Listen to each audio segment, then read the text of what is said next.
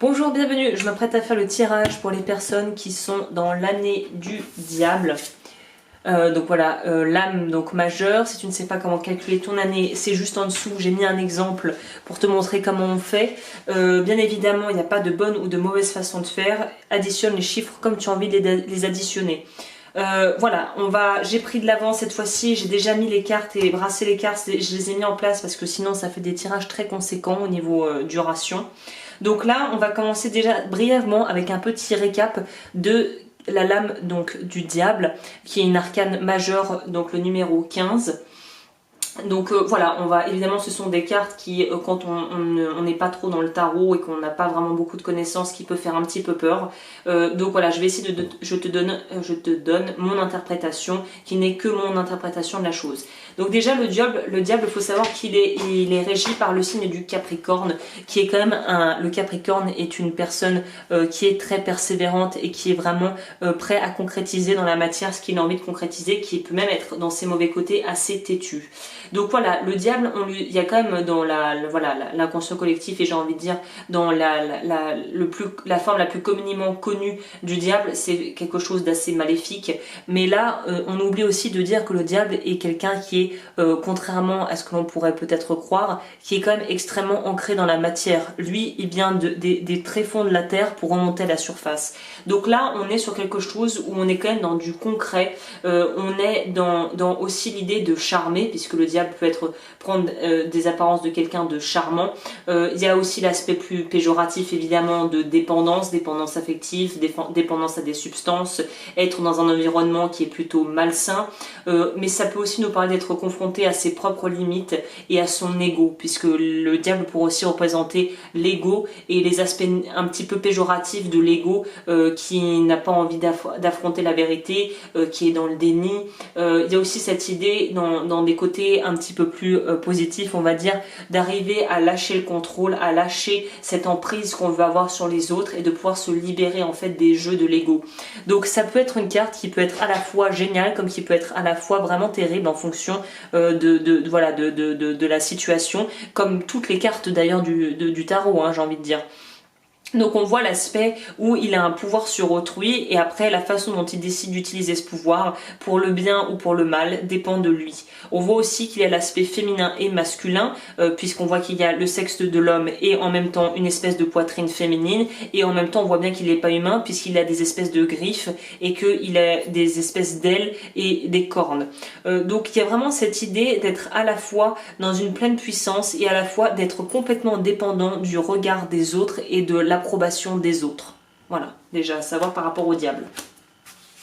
Ensuite, au niveau du Tao, j'aime bien prendre la couleur avec le Tao, et ça m'étonne pas puisque ça pourrait très bien convenir avec cette aspiration et cette énergie que peut revêtir et avoir le diable. C'est justement le créateur, la carte numéro 1 du Tao, qui nous parle de l'énergie Yang. Donc Yin et Yang sont indissociables. Yin, c'est l'aspect féminin que l'on porte en nous, les énergies féminines. Le Yang, c'est l'aspect plus masculin, les énergies masculines. Donc là, le Yang est dans la force, le Yang est dans cette idée de se donner les moyens de concrétiser ses projets, quel que soit l'ordre, quel que soit le domaine, et de faire preuve d'autorité et d'être un liant entre la terre et le ciel. Donc on retrouve à cette idée du diable qui vient profondément de la terre pour monter vers le haut. Donc voilà, il y a cette idée d'être dans l'idée de pouvoir créer. Ça sera peut-être une année où on aura la force créative et la force tout court pour lancer des projets.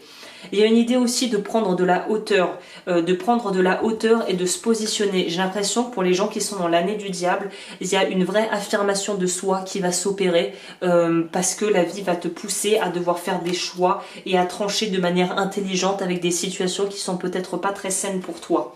On pourrait aussi parler plus génériquement du fait de trancher, vu que ces cartes sont à la suite, de trancher avec des parties de toi-même qui t'empêchent d'avancer et qui te font te murer dans un silence ou peut-être dans la peur ou dans l'isolement. Et là, c'est une année où il va falloir sortir vers le monde, oser s'imposer dans le monde, oser prendre sa place, oser parler, oser être le centre de l'attention, oser avoir aussi peut-être une reconnaissance pour ce que tu fais. En tout cas, accepter d'être aussi dans la lumière, puisque le diable lui a aucun problème avec le fait d'être au centre de l'intérêt, hein, au centre du monde. Vu qu'il a un côté très égocentré, on voit que le nombril est remplacé par un petit personnage qui tire la langue.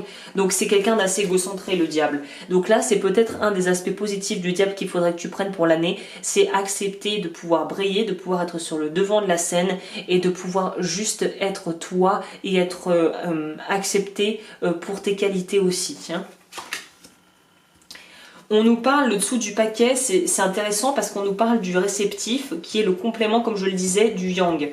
Le yin nous parle de pouvoir maturer un projet, de pouvoir faire naître quelque chose et d'avoir une certaine forme d'innocence et de nature confiante. Donc là, on te dit d'avoir un petit peu la malice aussi du diable qui, lui, il s'en fout des conséquences, il y va et il a envie de s'amuser. Et peut-être que cette année aussi te poussera à aller plus vers des choses pas forcément élaborées, mais à pouvoir t'amuser et arrêter de te prendre la tête et faire des trucs sans forcément juger la valeur ou l'utilité de ces choses, mais juste le faire pour pouvoir s'amuser tel un petit enfant pourrait le faire avec beaucoup de légèreté et sans essayer de comprendre le pourquoi du comment de la chose, tu vois. Alors là c'est sentimental, professionnel, conseil pour l'année. Alors sentimentalement parlant, on va voir c'est quoi la couleur. On a le valet de coupe à l'envers. Donc là, on pourrait se retrouver avec, l'aspect un petit peu moins sympa du diable, qui est la dépendance affective. Donc voilà, pour moi, c'est clairement ça, c'est qu'on est naïf. Là aussi, ça pourrait résonner avec l'innocence, c'est-à-dire qu'on voudrait à tout prix pouvoir rencontrer quelqu'un si on n'est pas déjà en couple, que l'on est prêt presque à faire vraiment essayer de se plier en quatre pour pouvoir être la personne que l'on croit que l'autre voudrait avoir en face de nous. Donc il y a un peu une idée de vouloir être dans le mimétisme et vouloir charmer l'interlocuteur pour pouvoir arriver à ses fins sur le plan sentimental, alors que l'autre, il a juste envie de savoir qui tu es toi, et que si il est juste bercé par des illusions parce que ça te rassure de pouvoir lui donner une image de toi qui paraît plus standardisée, normalisée, forcément les masques vont finir par tomber. Il y a de fortes chances pour que ça ne dure pas ou ça ne marche pas, et que toi et l'autre personne soient déçus parce que tu n'as pas été honnête, tu n'as pas joué franc jeu, tu as voulu mettre un masque. Donc là il y a cette idée de séduction, mais dans le côté plus justement séduction manipulative qui donne rien de vraiment tangible et concret sur du long terme. Le valet de coupe à l'envers peut aussi nous parler d'immaturité sur le plan affectif, qui serait d'ailleurs très bien corroboré avec l'aspect du diable, beaucoup plus donc dans les plaisirs immédiats que dans vraiment réfléchir à ce qu'il fait et à du plus long terme. Donc là, on part déjà avec une notion de faire attention, de ne pas se laisser complètement embobiner par son mental en ce qui concernera les affaires de famille et du cœur. On a quelque chose de beaucoup plus joli derrière qui est le 9 de coupe. Le 9 de coupe est dans cette idée de pouvoir avoir satisfaction. Pour moi, il y a une idée aussi de pouvoir, là je dirais plus pour les personnes qui sont déjà en couple, de pouvoir consolider une union, ou pour les personnes qui vont débuter cette année une histoire, peut-être rencontrer quelqu'un.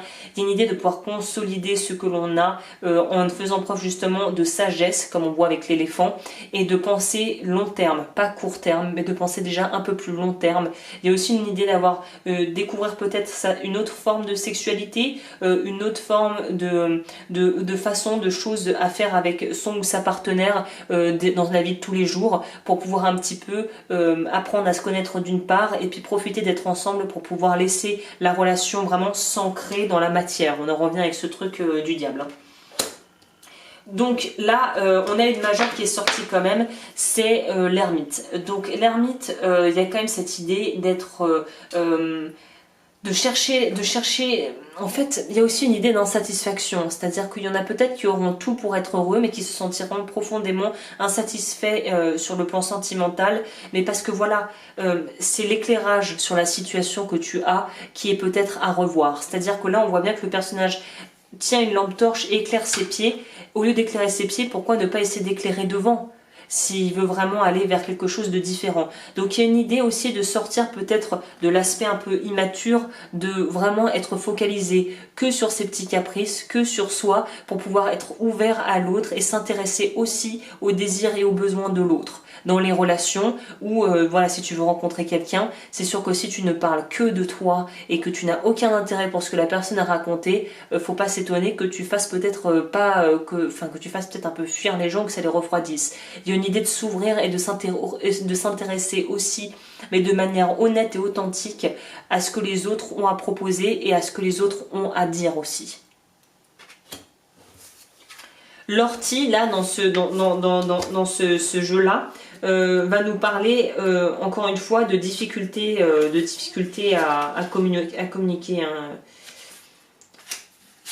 On est dans une nouvelle rencontre peut s'avérer être piquante au départ, mais risque de mal finir. Il faut faire attention à ne pas aller au-devant des ennuis ni de les provoquer, éviter si possible de se mêler des affaires d'autrui, même si on nous le demande. Donc là, il y a aussi une idée de sortir et peut-être de faire un tri par rapport aux amis et aux gens qu'on aura dans notre vie, qui sont ce que j'appelle les drama queens. Donc la traduction, ça serait quoi? Comment tu traduis ça? Les gens qui ont besoin de faire la commedia dell'arte tout le temps pour se sentir vivant. Là, il y a une idée sur le plan sentimental d'essayer d'assainir son cercle déjà de proches et aussi de pouvoir tout de suite être capable d'être réceptif aux signaux d'alerte quand tu rencontres quelqu'un, si tu souhaites rencontrer quelqu'un sur le plan sentimental. Si tu sens les drapeaux rouges s'agiter et que la personne en question, petit à petit, mentalement, tu peux cocher toutes les listes de ce que tu n'aimes pas chez une personne déjà sur le plan humain, ne va pas plus loin. Écoute ton intuition. Hein. Sur le plan sentimental, on a fait sur le plan du boulot. Ah, c'est super. Alors sur le plan du boulot, pour moi c'est une année où vous allez pouvoir lancer vos projets. On sent qu'on va peut-être se lancer dans des entreprises où on a l'impression de ne pas avoir toutes les cartes en main, de ne peut-être pas avoir assez d'expérience, mais de toute façon c'est en s'entraînant et en essayant et en faisant des erreurs que l'on apprendra le plus en étant sur le terrain en somme. Donc là on est vraiment sur une idée, on a le 2 de coupe qui nous parle de partenariat, de choses qui pourraient être très fructueuses si on travaille aussi, on décide de travailler en équipe.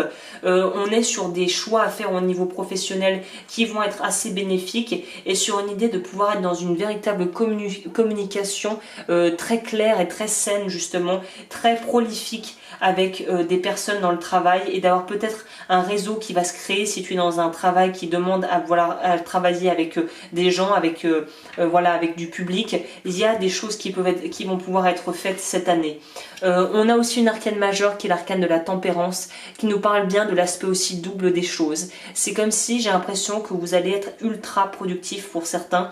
Il y a une idée de vraiment être en accord avec soi-même et d'être très clair par rapport à ce que l'on veut au niveau pro et d'aller dans ce sens et on arrive à concilier les différences et on arrive à trouver justement un équilibre avec les tâches qu'on aura fait professionnellement parlant et l'aspect relationnel qui va être très bien géré cette année apparemment. Hein. On se fait confiance. Et on a le patin à glace qui nous parle de joie, de légèreté. Donc en plus on va peut-être même prendre beaucoup de plaisir à faire ce que l'on va faire sur le plan professionnel ou des projets qu'on veut mettre en place. Hein. Sur le matériel, on nous dit on fait un travail qui demande beaucoup de souplesse dans la méthode, on est reconnu comme un artiste dans son domaine. Sur le plan financier, il faut faire attention car on a tendance à dépenser sans compter. Alors ça pourrait être le revers du diable qui dépense compulsivement. Hein. Donc si ça te parle, cette année, essaye de faire attention à tes finances. Et le message général, c'est comme un artiste éthéré, on est sur un autre plan, on est sur son petit nuage, sans se soucier des réalités de l'existence. Il faut redescendre sur Terre pour avoir le courage d'affronter la vie. Je trouve que le message est un peu dur parce que vu ce que je vois, je pense plutôt qu'au contraire, tu vas être très clair par rapport à ce que tu veux et tu vas réussir à pouvoir slalomer entre les aléas de la vie pour arriver à tes objectifs avec beaucoup d'élégance et de classe, j'ai même envie de dire. Au niveau du conseil pour terminer, c'est une année qui va se sceller par vraiment des vraies opportunités qui vont être saisies sur le plan professionnel, je pense principalement. L'as de bâton est dans cette idée d'avoir l'enthousiasme et vraiment l'envie de faire les choses. Donc je pense que c'est une année où tu vas vraiment avoir la patate, enfin je te le souhaite, pour pouvoir lancer des choses et créer des fondations solides à la vie que tu as envie de te créer.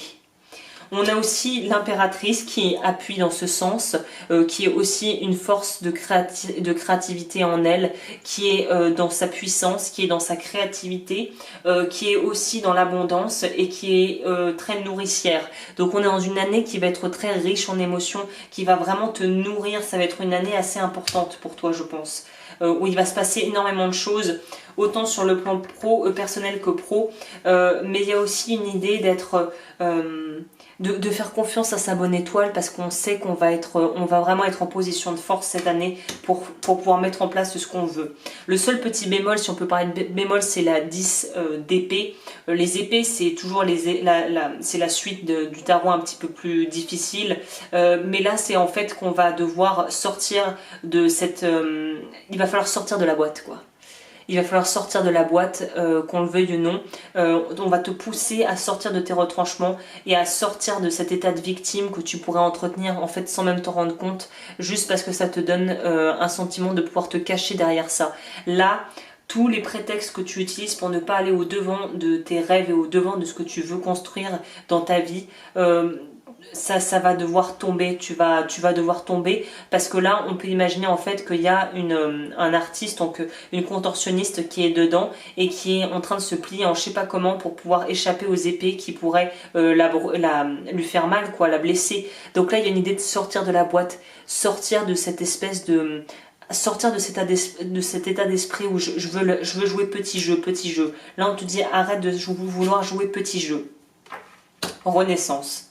Donc là on est vraiment sur du renouveau, ça va t'apporter du renouveau. Cette année va être une année sous le signe du renouveau, et j'ai l'impression que c'est vraiment sur tous les plans de la vie en plus, hein. Qu'est-ce que ça nous dit ? Cette carte que cette carte ne vous effraie pas, vous allez vers une nouvelle pleine de richesse, vers une nouvelle voie, pardon, pleine de richesse. Ce que vous avez acquis par le passé vous servira pour l'avenir. Donc ouais, on est vraiment là-dedans. Ça va être une année où vous allez beaucoup apprendre sur vous, et de toute façon ça va vous permettre de gagner en confiance en vous et de pouvoir réellement mettre en place quelque chose de solide pour l'avenir. Voilà, bah écoute, j'en ai fini pour ce tirage. Si tu souhaites me contacter, tout est en barre d'infos, et je te retrouve bientôt pour d'autres vidéos. Bye!